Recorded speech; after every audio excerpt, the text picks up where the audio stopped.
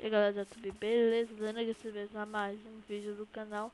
E dessa vez aí, pessoal, tô mostrando aí pra vocês uma videoaula aqui, rapidona mesmo, de como jogar Minecraft e via Hamash com seus amigos, dependendo da versão.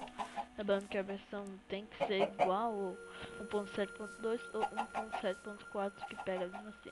Primeiramente, depois que você tem entrado na rede do seu amigo no Hamash, você vai, se ele for se você for criar, você vai tipo, copiar o endereço de IPv4, beleza?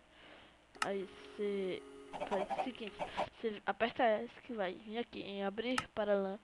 Aí permite cheats é para usar o game mode, essas coisas, game rule. Eu vou deixar sim, eu não vou chamar ninguém para jogar, né? Porque tá tarde já.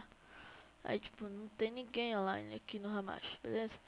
Aí beleza, aí quando você fizer isso, aí vai aparecer o seguinte: jogo local hospedado na porta 663021. Tipo, esse foi o IP que apareceu aqui.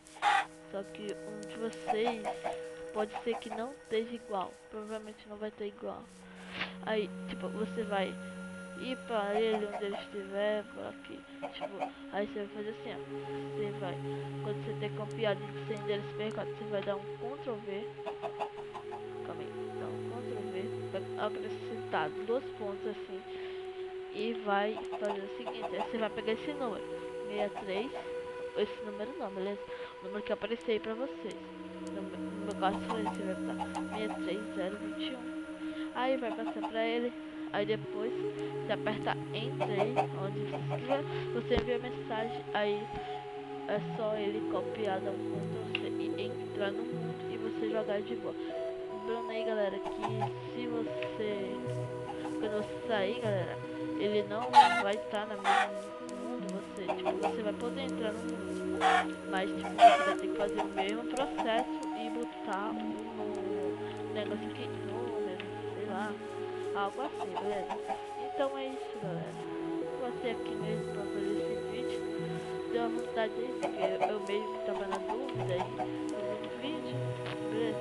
Eu não vou estar ensinando aí como colocar o Hamash, porque no próximo vídeo eu faço isso, porque, sei lá, mano, tô meio com preguiça de baixar o Hamash aí, beleza?